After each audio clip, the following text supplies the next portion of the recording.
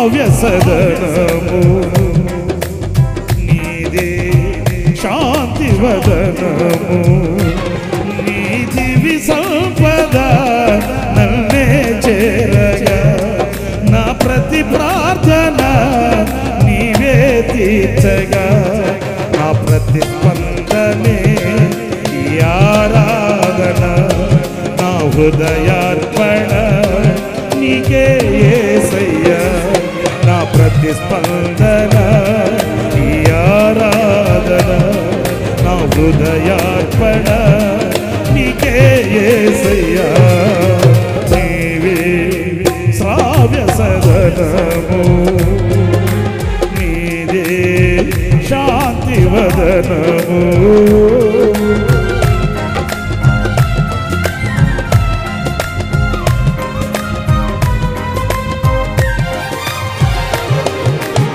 నీ నీతి నీ రాజ్యం వెదకితిని నిండైన సౌభాగ్యం పొందుటకు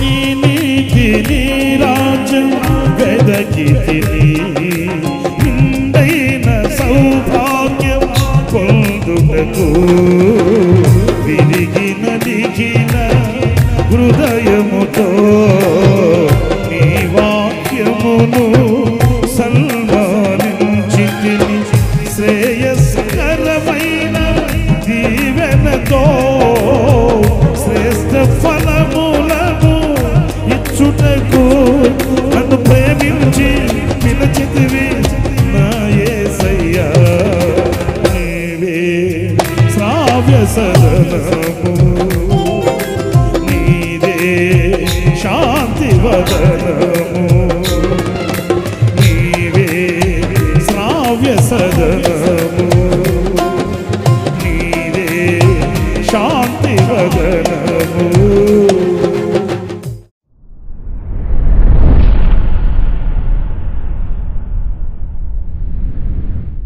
ప్రైజ్ ది లార్డ్. ప్రభు అయిన యేసుక్రీస్తు ప్రశస్త నామంలో మీ అందరికీ హోసన్నా మినిస్ట్రీస్ తరపున హృదయపూర్వకమైన వందనాలు తెలియపరుస్తున్నాను. ప్రభు మిమ్మల్ని ఆశీర్వదించి దీవించునుగాక. ప్రియులారా, పరిశుద్ధ గ్రంథంలో ఈ పూట ధ్యానం కొరకై సామెతల గ్రంథం 28వ అధ్యాయం 6వ వాక్యాన్ని మనం చదువుదాం. నేను శ్రేష్టమైన సంగతులను చెప్పెదను వినుడి, నా పెదవులు యథార్థమైన మాటలు పలుకును. చూడండి, ఈ వాక్య భాగంలో నేను మీతో చెప్పాలనుకున్న మాట ఏంటంటే, శ్రేష్టమైన సంగతులను నేను చెప్తాను వినండి అనే మాటని ఈ పూట మనం కొంతసేపు ధ్యానించాలి. ఎందుకంటే అనేక విషయాలు మనం వింటున్నాము. కొన్ని ఆశ్చర్యాన్ని కలిగించేవి, కొన్ని భయాన్ని కలిగించేవి, కొన్ని ఆలోచనలు కలిగించేవి, కొన్ని సంతోషాన్ని కలిగించేవి. అన్నీ ఒకటి కాదు. ఇలాంటి వ్యత్యాసం కలిగిన విషయాలని మనం వింటుంటాము, వాటికి మనం లోనవుతుంటాము. వీటన్నిటికంటే మరీ ముఖ్యమైనది ఏవి శ్రేష్టమైనవి, ఏవి అల్పమైనవి అనేది చాలా శ్రేష్టమైనది. ఇవి మనం గుర్తించకపోతే మనం అనేక అనర్థాలకి పాల్పడవలసి వస్తుంది. ప్రియమైన దేవుని బిడ్డలారా, అల్పమైన సంగతులు కొన్ని ఉంటాయి. వాటిల్ని మన చెవి దగ్గరికి రానివ్వకూడదు. వాటిల్ని మన హృదయపు గుమ్మము యొద్దకి దాటనివ్వకూడదు. మనం ఈ వివేకం కలిగిన వారమే అయితే మనం ఆశీర్వాదకరమైన అనుభూతిలో మనం సాక్షిగా ప్రభు కొరకై బ్రతకగలుగుతాము. ఎందుకంటే మనం వినే విషయాలే మన మనసుని స్థిరపరిచేవి, మన మనసుని చెడిపేవి కూడా. అన్నప్పుడు ఈ మనసుకి చేటును కలిగించేవి, ఆధ్యాత్మికమైన జీవితానికి ముప్పు తెచ్చేవి ఏవైనా మనకు ఎదురైతే వాటిని ఎప్పటికప్పుడు తుంచి పడేయాలి. వాటిని మన దగ్గరకు రానివ్వకుండా జాగ్రత్త పడాలి. శ్రేష్టమైన సంగతులను మనం ఖర్చు పెట్టి అయినప్పటికీ కూడా వాటిని పొందుకోవాలి. వాటి ద్వారా మనము ఆధ్యాత్మికమైన అభివృద్ధిలోకి మనం వెళ్ళాలి. ఇక్కడ శ్రేష్టమైన సంగతులను నేను చెప్పేదను వినుడి అన్నాడు కదా. పరిశుద్ధ గ్రంథంలో కొన్ని శ్రేష్టమైన సంగతులు ఉన్నాయి. వాటిని నేను ఒక్కొక్కటిగా కొన్ని విషయాలు నేను మీకు ఈ పూట జ్ఞాపకం చేస్తాను.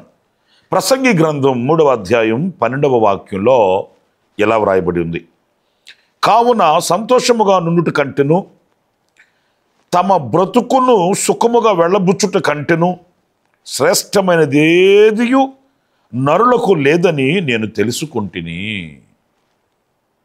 ఎంత వివేకం కలిగి అనుభవపూర్వకంగా ఈ మాటలు చెప్తున్నాడు అనేది ఈ పదాలు చదువుతున్నప్పుడు మనకు అర్థమవుతుందండి. ప్రాముఖ్యంగా మనం గమనిస్తే సంతోషముగా ఉండుట కంటెను, తమ బ్రతుకును సుఖముగా వెళ్ళబుచ్చుట కంటెను. ఈ రోజున సంతోషాన్ని, బ్రతుకులో ఉండవలసిన సుఖాన్ని, ఈ రెండింటిని విడిచి మరి దేని కొరకో ప్రాకులాడుతున్న ప్రాకులాట మనిషిలో కనిపిస్తుంది. అనేకులలో మనం గుర్తించగలుగుతామండి. ఉన్నదానితో సంతోషంగా, ఉన్నదానితో సుఖంగా, ఆనందంగా బ్రతకగలుగుతున్నారా అంటే లేదు. ఉన్నదాన్ని ప్రక్కన పెట్టి ఇంకేదో సంపాదించి, సాధించి, కూడగట్టి, మూటగట్టి మిగలబెట్టాలన్న కాంక్షతో ఈ రోజున సుఖానికి, సంతోషానికి నోచుకోలేని వ్యక్తులుగా అనేక మంది కనిపిస్తున్నారండి. నా మట్టుకు నేను చాలామందిని చూశాను. ఇంకా వీళ్ళకి ఏం కావాలరా బాబు అనిపిస్తుందండి. అంత ఉంది, అన్నీ ఉన్నాయి, అంత సమృద్ధి ఉంది. కానీ ఇంకా దేని కొరకు వెతుకులాట, ఇంకెంతో పొందుకోవాలి, ఇంకెంతో సాధించాలి, ఇంకెంతో నేను సంపాదించాలన్న ఆరాటం తప్ప ఉన్నదానిని సంతోషంగా, ఆనందంగా అనుభవిస్తూ ప్రభు కొరకై పత్రికగా నిలవాలన్న కాంక్ష కలిగి దేవుడి నాటికి ఈ కృపనిచ్చాడు. దేవుడు ఈ స్థితికి నన్ను తీసుకుని వచ్చాడు, దేవుడు ఈ స్థితిలో నన్ను ఉంచాడు అనే సంతృప్తి ఈ రోజున ఎక్కడ కనిపిస్తుందండి? నా మట్టుకు నేను చాలామందిని చూశాను, నేను ఆశ్చర్యపడ్డాను కూడా. ఇంకెంత సంపాదిస్తారు, ఇంకెంత కావాలి, ఇంకెంత అవసరము, మరి వీళ్ళు పడే పాటలకి ఏంటి అర్థం ఏంటి? నాకు తెలిసిన ఒక ఆయన నాతో మాట్లాడుతూ అన్నాడు, వాళ్ళ సొంతూరులో ఆయనకు ఒక ఇల్లు కూడా లేదండి, అద్దింట్లో ఉంటున్నాడు. నేను అన్నాను, మీరు సొంతూరు కదా, మరి అద్దింట్లో ఉన్నారేంటి? కనీసం ఒక ఇల్లు కూడా కట్టుకోలేదేంటి? పోనీ మీరేమైనా లేకుండా ఏమన్నా ఉన్నారా? సమృద్ధిని సంపాదించుకున్నారు, ఓ చాలా డబ్బు ఉన్నట్టుగా నాకు తెలుసు అట్లాగంటే ఆయన అన్నాడు పక్కపక్కన నవ్వి, ఇప్పుడు నేను ఇల్లు కట్టుకొని ఆ ఇంట్లో ఉండాల్సినంత అవసరం ఏముంది పాస్టర్ గారు? ఓ 80-90 లక్షల రూపాయలు, 70-80 లక్షల రూపాయలు ఖర్చు పెట్టి ఇల్లు కట్టుకొని ఏం చేసుకుంటాను? అదే 70-80-90 లక్షల రూపాయలని నేను వడ్డీకి ఇచ్చాను అనుకో, ఎంత సంపాదించుకోవచ్చు? చూసారండి, ఓ చక్కటి నివాసాన్ని కట్టుకొని ఆ ఇంట్లో దైవభక్తి కలిగి ఆ కుటుంబాన్ని ఆత్మానుసారంగా నడిపించుకోవాలన్న కాంక్ష లేదు అతనికి. అంత కలిగి ఉన్నప్పటికీ ఉన్న 70-80 లక్షల రూపాయలని వడ్డీకి ఇస్తాడంట, ఆ వచ్చిన వడ్డీతో అద్దెంట్లో ఉంటాడంట. ఏమి అవివేకమైన విషయాలండి.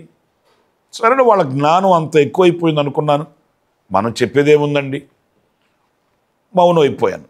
బాధాకరమైన ఒక విషయం చెప్పనా, ఒక 7-8 నెలలు ఉంటుందండి అంతే. నా ప్రియమైన సహోదరులారా, అతను ఆ మిద్దె మీద నుంచి కాలు జారి పడి చనిపోయాడండి. నాకు చాలా బాధ అనిపించింది. 7-8 నెలల క్రితం ఆయన గాలి మేడల్లో మిద్దులు కట్టి, ఇప్పుడు కాదండి ఇంకా నేను సంపాదించాలి అని ఏదో గాలి మేడల్లో మిద్దులు కట్టినట్లు ఊహారేఖలు ఆయన గీసుకున్నాడు. అసలు ఉన్నదే అనుభవించకుండా పోయాడు. ఏనాడు సుఖాన్ని అనుభవించిన వాడు కాదు, ఏనాడు సంతోషాన్ని అనుభవించిన వాడు కాదు. సంపాదన సంపాదన సంపాదన అంటూ పరుగులు తీసి రెక్కల ముక్కలు చేసి రక్తాన్ని ఆవిరి చేసుకున్నాడు. ఏం ప్రయోజనం? సుఖంగా అనుభవించిన వాడు కాదు, ఉన్నదానిలో సంతోషించిన వాడు కాదు.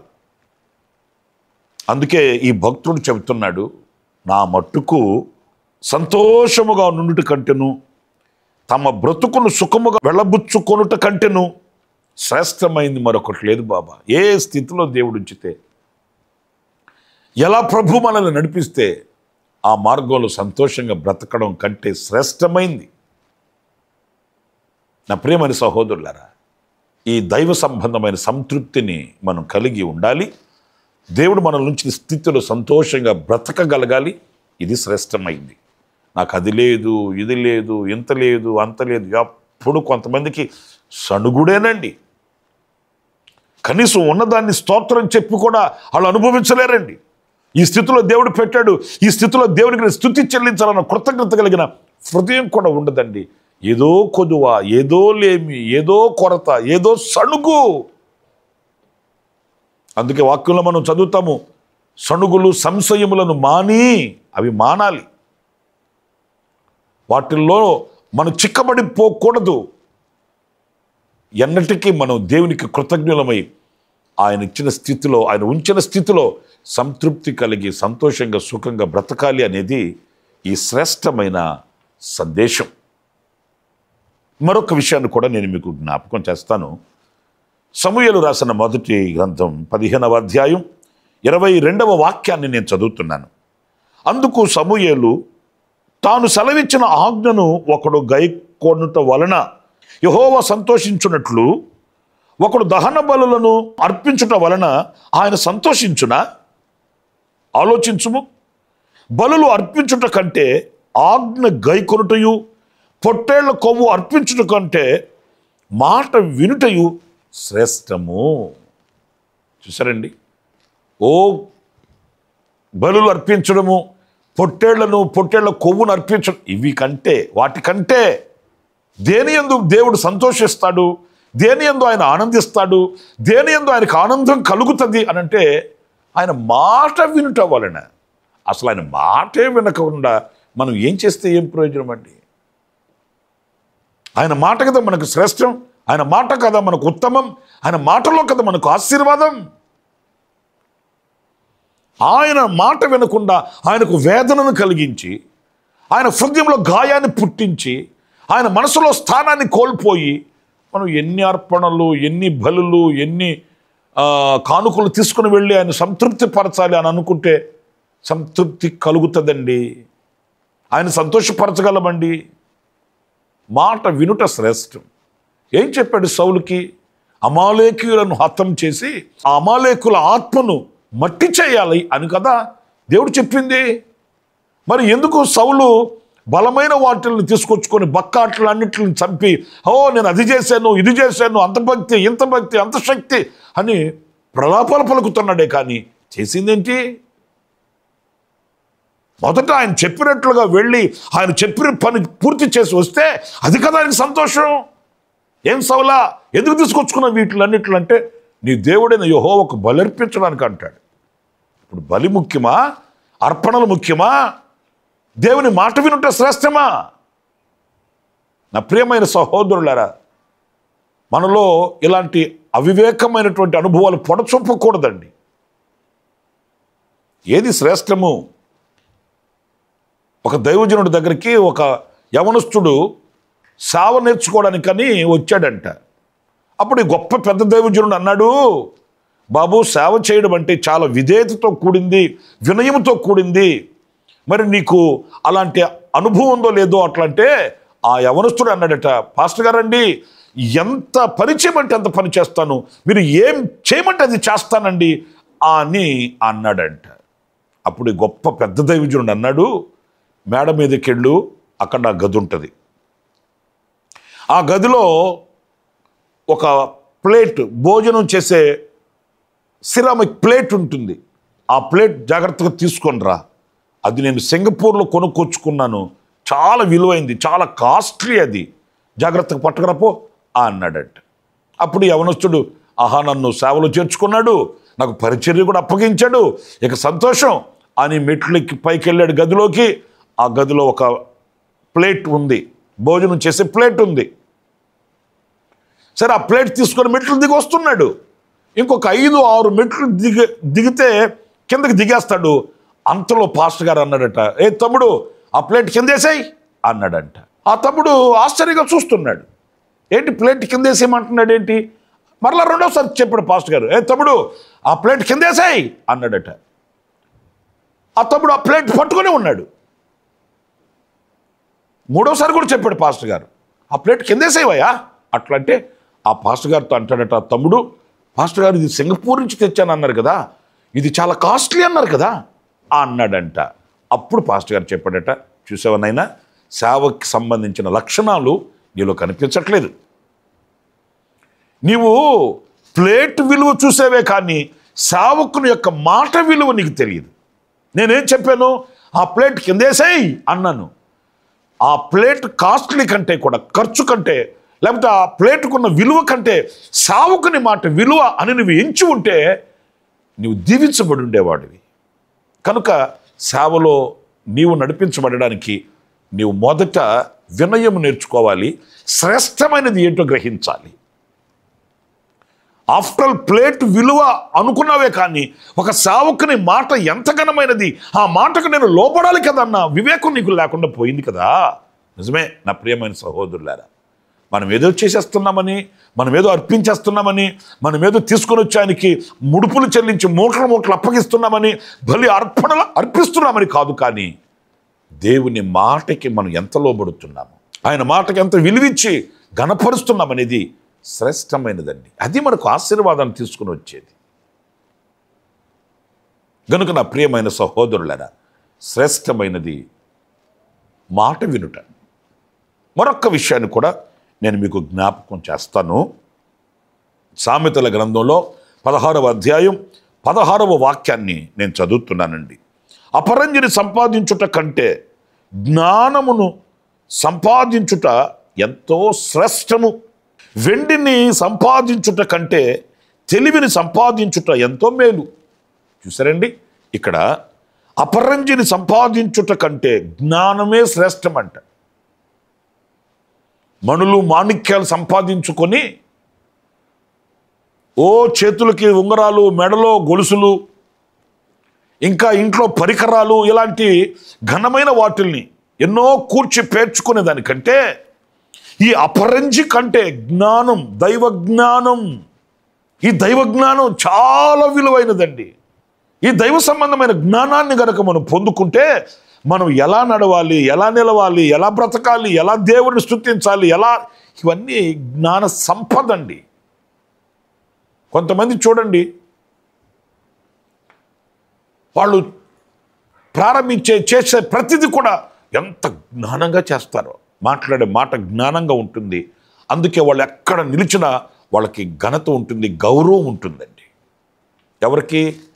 జ్ఞానం లేకుండా మాట్లాడే వాళ్ళకి కాదు, జ్ఞానం లేకుండా బ్రతికే వాళ్ళకి కాదు, జ్ఞానం లేకుండా మసులుకునే వాళ్ళకి కాదు. ఎంత డబ్బున్నా, ఎంత ఆస్తి ఉన్నా, ఎన్ని అంతస్తులున్నా జ్ఞానం లేకుండా మాట్లాడుతున్నాడు అనుకోండి ఒక వ్యక్తి, అతన్ని ఏమంటారు?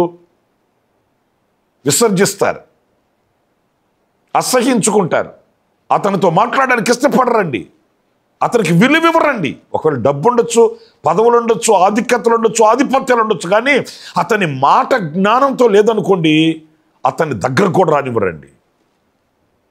కొందరికి ఆస్తులు, అంతస్తులు, భోగభాగ్యాలు ఇవేమి ఉండవు, కానీ వాళ్ళు మాట్లాడుతుంటే అంత విలువైన మాటలు మాట్లాడుతుంటారు. సమాజంలో వారికి ఘనత కలుగుతుంది, సమాజంలో వారికి విలువ కలుగుతుంది. కుటుంబపు వ్యవస్థలో జ్ఞానం కలిగి ప్రవర్తిస్తారు కనుక వాళ్ళకి కుటుంబంలో విలువ ఉంటుంది. కాస్త చొరవ తీసుకుని మాట్లాడుతున్నాను, మరోలో భావించకండి. ఈ రోజున తల్లిదండ్రులకి పిల్లల దగ్గర ఎందుకు విలువ లేదు?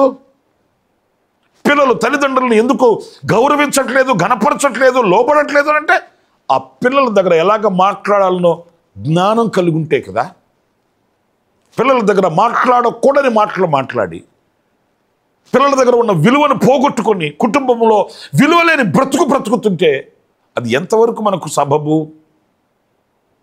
ఆ రీతిగానే పిల్లలు కూడా తల్లిదండ్రులతో ఎలా మాట్లాడాలి, పెద్దలతో ఎలా మాట్లాడాలి, స్నేహితులతో ఎలా మాట్లాడాలి, అన్నదమ్ములతో ఎలా మెసులుకోవాలి, ఇవన్నీ జ్ఞానంతో కూడిన అనుభవాలు. ఇది జ్ఞాన సంపద. డబ్బుతో జ్ఞానాన్ని కొనలేమండి, ఆస్తులతో జ్ఞానాన్ని కొనలేమండి, ఈ లోక సంబంధమైన వాటితో మనం జ్ఞానాన్ని పొందుకోలేమండి. మరి ఎలా కలుగుతుంది జ్ఞానం? వాక్యం అంటుంది, మీకు ఎవరికైనా జ్ఞానం కొద్దువై ఉంటే నన్ను అడగండి, నేను ఇస్తాను అని ప్రభు చెప్పాడు. ప్రభు దగ్గర ఈ జ్ఞానాన్ని పొందుకోవాలి. నాయన నాకు ఆస్తినివ్వు, అంతస్తునివ్వు, నాకు ప్రమోషన్, వీటికంటే కూడా జ్ఞానాన్ని మనం అడగాలి, జ్ఞానాన్ని మనం పొందుకోవాలి. ప్రియులారా, ఎక్కడ నిలిచిన ఘనతకు దారితీస్తుంది జ్ఞానం, సంతోషానికి దారితీస్తుంది జ్ఞానం. మరి శత్రువుల దేశంలో బబులోనులో దానియేలు ఉన్నాడు, జ్ఞానాత్మ కలిగిన వాడంట. అతని జ్ఞానానికి మితి లేదంట. వాళ్ళందరూ ఆ జ్ఞానాన్ని చూసి నివ్వెరపోయారట. ఆ దైవ జ్ఞానాన్ని కలిగి ఉన్నప్పుడు శత్రువుల దేశమా, అరణ్యమా, ఎడారినా అవి కాదు, ఎక్కడ నిలిచిన ఘనతాస్పదముగా మనం బ్రతకగలుగుతాము, ఉన్నత స్థితికి మనం రాగలుగుతాము.